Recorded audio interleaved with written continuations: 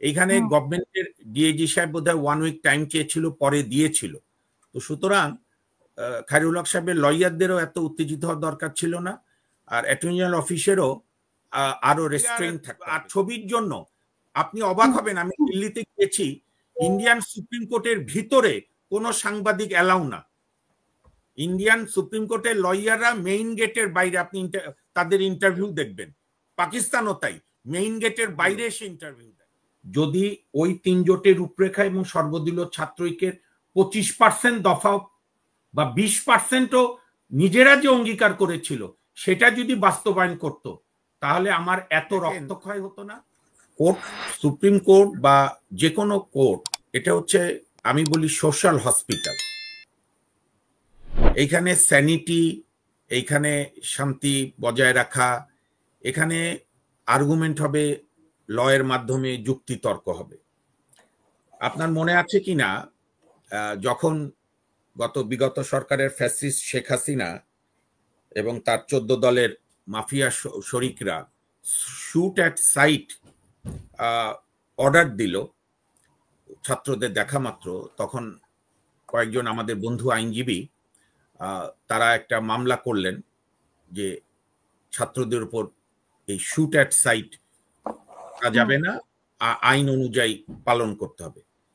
তো সেই দিন যারা করেছিলেন তাদের একজন এখন অ্যাডিশনাল অ্যাটর্নি জেনারেল, একজন মাননীয় বিচারপতি হয়েছেন, আরো 2-3 জন ভালো আইনজীবী ইয়াং সিনিয়র মিলে। তো আমরা তখন, আমি আমার যে সংগঠন সংবিধান সংরক্ষণ কমিটি এবং বাংলাদেশ জাতীয়তাবাদী আইনজীবী ফোরাম, বাংলাদেশ লয়ার্স কাউন্সিল, জাসদের যে অংশটা জনগণের আন্দোলনের সঙ্গে ছিল, জাসদের আইনজীবী সহ বিভিন্ন আইনজীবী সংগঠন মিলে আমরা তখন ইউনাইটেড লয়ার্স ফ্রন্টের আমি কেন্দ্রীয় সমন্বয়ক হিসাবে দায়িত্ব পালন করেছিলাম। এবং তারও আগে তাপসের বিরুদ্ধে কন্টেম মামলা করা, আজকের দিনে বসে এটা বোঝা যাবে না যে শেখ ফজলিনুর তাপসের বিরুদ্ধে কন্টেম মামলার বাদী হওয়া, এটা ইব্রাহিম খলিল বুঝতে পারবে, আফসারি ভাইও বুঝতে পারবেন। এবং সেদিন আমাদের সংগঠনের সভাপতি জনাব শাহ আহমেদ বাদল, আহ্বায়ক আমাদের এসসিবিএ সংবিধান সংরক্ষণ কমিটি, উনি বাদী হয়েছিলেন, এবং মহসিন রশিদ, আমি, জনাব রুহুল কুদ্দুস কাজল, অন্যান্যরাও ছিলেন, কায়সার কামাল সাহেব। কিন্তু আমরা চেম্বার জজে, তদানীন্তন চেম্বার জাজে আমরা মানে ঢুকতেই পারছিলাম না। আওয়ামী লীগের দলীয় অ্যাটর্নি জেনারেল অফিস যেভাবে চেম্বার জজ বন্দি করে ফেলেছিল, যে আমি এবং আমাদের বন্ধু রুহুল কুদ্দুস কাজল, বারের সাবেক সেক্রেটারি, বার কাউন্সিলের নেতা, বর্তমান চেয়ারম্যান বোধহয় কোন কমিটির, এবং মহসিন রশিদ সাহেব, উনি তখন তখন বারে আমরা যে একটা পাল্টা কমিটি করেছিলাম আইনজীবীরা তলবি সাধারণ সভার মাধ্যমে, ওই অ্যাডহক কমিটির উনি সংগ্রামী আহ্বায়ক। তো আমরা সেখানে প্রায় একেবারে, আফসারি ভাই মনে হয় আপনারা ছোটবেলায় দেখেছিলেন কিনা, আপনারা খেলা দেখতে যেতেন কিনা, আমি খুব যেতাম ঢাকা স্টেডিয়ামে। তো ওখানে একটা গল্প ছিল যে আপনি যদি স্থির হয়ে দাঁড়ায় থাকেন স্টেডিয়ামের একদম শেষ প্রান্তে, মাথা যদি ঠিক রাখেন, ধাক্কার চোটে আপনি কখন গুলিস্তানের উত্তর গেটে এসছেন টের পাবেন না, সরি বাইতুল মোকাররমের উত্তর গেটে এসছেন। তো ওরকম ভিড় ঠেলে আমরা সেদিন মামলা করে বের হওয়ার সময় অকথ্য স্লোগান আওয়ামী লীগের ডিএজিরা, আমরা সংগোপনে এইটাকে এড়িয়ে গেছি যে আমাদের হিয়ারিং করতে হবে এবং আমরা এই ফাঁদে পা দেব না। তো সুতরাং এগুলো কখনোই কাম্য না। শেখ হাসিনা বা আগেকার বিচার বিভাগ বা আগেকার অ্যাটর্নি জেনারেল অফিস যা করেছে, এইটা হচ্ছে আমাদের স্বাধীন বিচার বিভাগের জন্য, গণতন্ত্রের জন্য, সভ্যতার জন্য একটা বিশাল পাপ। আজকে বিচারপতি এবিএম খায়রুল হকের বিরুদ্ধে মামলায় যারা কোয়াশিং এর পিটিশন নিয়ে গেছে, ধরেন 3-4 ডাবল খুনের আসামি, চতুর্থ খুনের আসামি, রেপ মামলার আসামিরাও জামিনের জন্য যায়, এটাই সভ্যতা। এইখানে গভর্নমেন্টের ডিএজি সাহেব বোধহয় 1 উইক টাইম চেয়েছিল, পরে দিয়েছিল। তো সুতরাং খায়রুল হক সাহেবের লয়ারদেরও এত উত্তেজিত হওয়ার দরকার ছিল না, আর অ্যাটর্নি জেনারেল অফিসেরও আরো রেস্ট্রেইন থাকতে হবে। কারণ আমরা আওয়ামী লীগ আমলে যা ঘটেছে আমরা তার পুনরাবৃত্তি দেখতে চাই না। আইন চলবে আইনের গতিতে। এবং যখন আমাদের গণতান্ত্রিক আন্দোলনের মূল নেতাই সবার কাছে, মানে ধরেন যারা আমরা বিএনপি করি না, বিএনপির সঙ্গে বন্ধু সংগঠন, আমরাও মানি, এবং সমাজের সবাই এখন, বিশেষ করে বেগম খালেদা জিয়ার মতো গণতান্ত্রিক আন্দোলনের পুরোধা, ওনাকে দেখবেন সবচাইতে গত 15 বছরে হাসিনার ফ্যাসিস্ট আমলের সবচাইতে নির্যাতনের শিকার তিনি। তার ছেলে মারা গেছে, তার আরেক ছেলে বিদেশে আসতে দেয় না, তার বাড়ি থেকে তাকে উচ্ছেদ করেছে, তাকে একটা হাস্যকর মামলায় 5 বছরের জেল, আবার হাইকোর্ট 10 বছরের জেল দিয়েছে, মারা যাচ্ছে ট্রিটমেন্টের জন্য, জীবন চলছে না। সেখানে সাবেক ফ্যাসিস্ট প্রধানমন্ত্রী অসভ্যের মতো বলছে যে কই কিছু হচ্ছে না, মানে এত সভ্যতা বিরোধী কথা। কিন্তু আমার চোখে পড়েনি বেগম খালেদা জিয়া এই যে জনগণের এই গণ আন্দোলনের পর একটি কথাও তিনি বিগত ফ্যাসিস্ট সম্পর্কে বলেছেন। এখানেই হচ্ছে খালেদা জিয়ার সঙ্গে অন্যদের পার্থক্য। ঠিক যেরকম তার দলের ভারপ্রাপ্ত চেয়ারম্যান জনাব তারেক রহমান, আজকেও দেখলাম বিএনপির, খুব সম্ভবত বোধহয় আমি চেম্বারের ফাঁকে ফাঁকি সব নিউজগুলো দেখছিলাম, খুব সম্ভবত বোধহয় রাজশাহী জেলা সম্মেলনে বিএনপিতে উনি একদম সুন্দর করে বলছিলেন যে আপনারা গার্জিয়ান বোঝেন তো, মানে হচ্ছে বিএনপির অন্যান্য অঙ্গ সংগঠনের গার্জিয়ান, তো আপনারা খেয়াল রাখবেন সবাই যেন মানে আইনের মধ্যে থাকে। এবং ওনার একটা কথা দেখলাম ঢাকা রাস্তায় স্লোগান আকারে বিএনপিরা প্রচার করছে, শব্দটা আমার খুব ভালো লেগেছে, যে জনগণকে পাশে রাখুন, জনগণের পাশে থাকুন। কাজে আমরা কেউই যেন কোনো অবস্থাতে এমন কিছু করি না যেটা মানুষ কম্পেয়ার করে যে তা আগের আমলে এই হতো, এই আমলে এই হতো। এইটা হলো একটা বিষয়। আবার আরেকটা বিষয়ও আছে, ইব্রাহিম খলিল আমার তরুণ আইনজীবী, হলো খুবই সংগ্রামী, আমি ওকে খুব সম্মান করি এবং অগ্রজ অনুজ হিসাবে স্নেহ করি। কিছু কিছু ল্যাঙ্গুয়েজ আছে কোর্টরুম ল্যাঙ্গুয়েজ, ইব্রাহিম খলিল, অনেক সময় কোর্টে উভয় পক্ষের মধ্যে উত্তেজনাও হয়। ধরেন ইব্রাহিম একদিকে আছে রাষ্ট্রপক্ষে, আমি আছি আরেক পক্ষে, হয়তো দেখা যাবে একটা মামলা নিয়ে তর্ক হবে। কাজে এখন একটা গাইডলাইন তৈরি করার সুযোগ এসছে যে আপনি কোর্টরুম ল্যাঙ্গুয়েজকে কতটুকু বাইরে আসতে দেবেন, কতটুকু আপনি খবর দেবেন। আমি সেন্সরের কথা বলছি না, অনেক সময় জজ সাহেবও আমাদের সঙ্গে রাগ করে, হয়তো আমাকে ইব্রাহিমকে বকে দিল যে mister Ibrahim, mister Mamun, you don't know law. হয়তো আমরা তা না, আমরা দুজনই কম বেশি আইন জানি, কিন্তু জজ সাহেব রাগের মাথায় বলেছে। এটাকে বলে আমাদের লিগাল অ্যারেনায় এটাকে বলে কোর্টরুম ডিসকাশন। এইটা ইন্ডিয়াতেও আছে, পাকিস্তানে আছে, অন্যান্য দেশে আছে। এগুলো নিউজ দেওয়ার আগে এগুলো স্ব লয়ারদের কাছ থেকে শুনে নেয়। এখন আমাদের হয়েছে কি, আমি হয়তো এই দোষে দুষ্ট, সবাই এত মিডিয়ার আর ছবির জন্য আপনি অবাক হবেন, আমি দিল্লিতে গিয়েছি, ইন্ডিয়ান সুপ্রিম কোর্টের ভিতরে কোনো সাংবাদিক অ্যালাউ না। ইন্ডিয়ান সুপ্রিম কোর্টের লয়াররা মেইন গেটের বাইরে আপনি তাদের ইন্টারভিউ দেখবেন। পাকিস্তানও তাই, মেইন গেটের বাইরে এসে ইন্টারভিউ দেয়। এবং এটাও একটা, আমি শেষ করছি, এটারও একটা ব্যাড ইফেক্ট শুরু হয়েছিল আমার দেখা মতে। আগে এরকম ছিল না, আগে আমাদের লয়াররাই কোর্ট রিপোর্টার ছিল। ইব্রাহিম এসে পেয়েছেন কিনা জানি না। যেমন ঢাকা বিশ্ববিদ্যালয় বা আমার রাজশাহী বিশ্ববিদ্যালয়, এখনো কিন্তু বিশ্ববিদ্যালয়ের সংবাদদাতা আছে।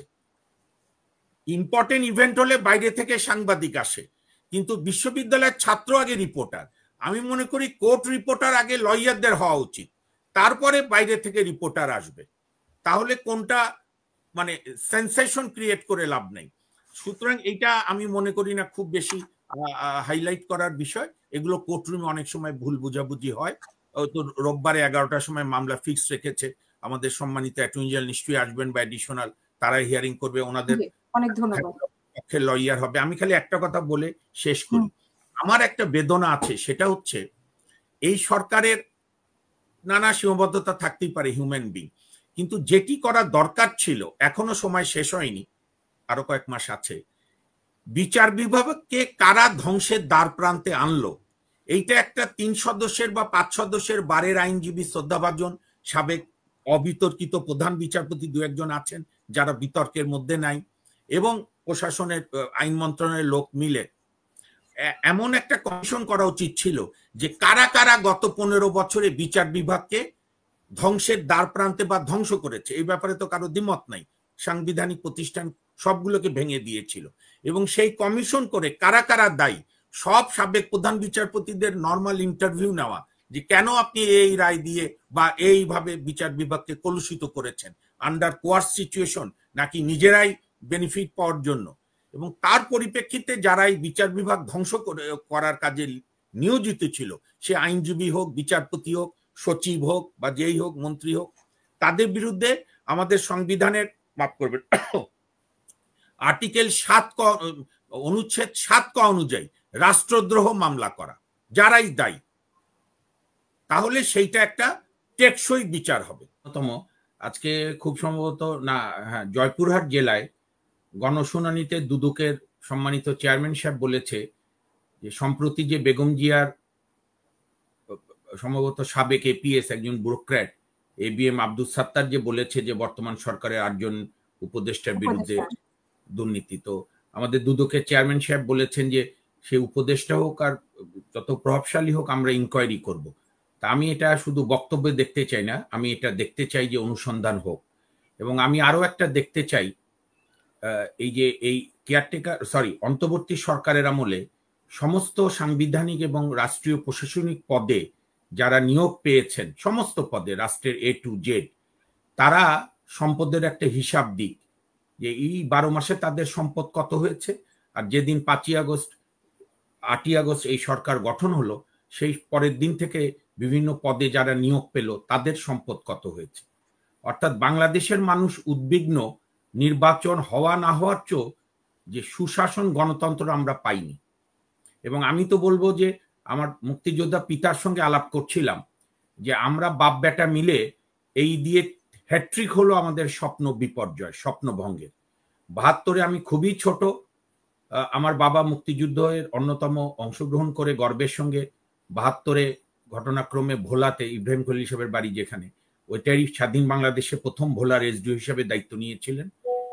72-এ যে স্বপ্নভঙ্গ বঙ্গবন্ধু ব্যর্থ করেছিল জাতিকে, 3 জোটের রূপরেখা আমি আজকে চ্যালেঞ্জ দিয়ে বলছি, আফসারি ভাই একমত হবেন সবাই, 3 জোটের যে রূপরেখা ছিল, এবং আমি তখন সর্বদলীয় ছাত্র ঐক্যের একজন সক্রিয় কর্মী, সর্বদলীয় ছাত্র ঐক্যের যে 10 দফা ছিল, 91 থেকে 91 সরকার সহ সকল সরকারগুলো যদি ওই 3 জোটের রূপরেখা এবং সর্বদলীয় ছাত্র ঐক্যের 25% দফা বা 20%ও নিজেরা যে অঙ্গীকার করেছিল সেটা যদি বাস্তবায়ন করত, তাহলে আমার এত রক্তক্ষয় হতো না, এবং এই আমরা গত 15 বছরে যে ফ্যাসিবাদ মোকাবেলা করেছি সেটা করতে হতো না। যে জন্যই আমার শেষ কথা হচ্ছে, বাংলাদেশের জনগণ নাগরিক হিসাবে থাকতে হবে। দল করতেই পারে, কিন্তু দলদাস, দল অন্ধ, আমরা সেই রাজনৈতিক দল দেখতে চাই যে দলের প্রান্তিক কর্মী তার দলের মূল নেতা নেত্রীকে প্রশ্ন করবে, আপনি যে এত বিলাসবহুল জীবনযাপন করেন, আপনার পেশা কি? আপনি যে চিকিৎসার জন্য সর্দি হলেই সিঙ্গাপুরে যান, আপনার ইনকামের উৎস কি? এটি যেদিন বলতে পারবে, এবং নাগরিক যতদিন দলদাস না হয়ে নাগরিক থাকবে, ততক্ষণই গণতন্ত্র সচল থাকবে। আমি শেষ কথা বলে শেষ করি। ভারতের একজন দলিত নেতা, অর্থাৎ খুবই, হিন্দুরা তো জাত মানে খুবই নিম্ন জাতের, যারা এক টেবিলে বসে খেতে পারতো না, সেই নিম্ন জাতের দলিত একজন ব্যক্তি ব্যারিস্টার হয়েছিল। মহাত্মা গান্ধীজি নেহেরুকে অনুরোধ করে তাকে স্বাধীন ভারতের প্রথম আইনমন্ত্রী বানিয়েছিল। সারা বিশ্বের একজন জুরিস্ট হিসাবে খ্যাতি বাবা সাহেব ভীমরাও আম্বেদকর।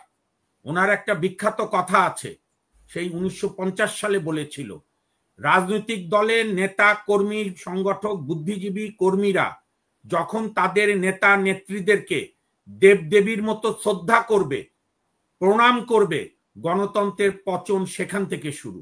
নেতা নেত্রীদের ভালোবাসবে, কিন্তু প্রশ্ন করার অধিকার রাখবে। অর্থাৎ আমরা যেন প্রশ্ন করা বন্ধ না করি, বিশেষ করে ক্ষমতাকে প্রশ্ন করতে হবে। ক্ষমতাকে আপনি যত প্রশ্ন করবেন তত ক্ষমতা ব্যালেন্সে থাকবে, না হলে ডিক্লারেশন দিয়ে গণতন্ত্র হয় না। গত 54 বছরে তার প্রমাণ। ধন্যবাদ।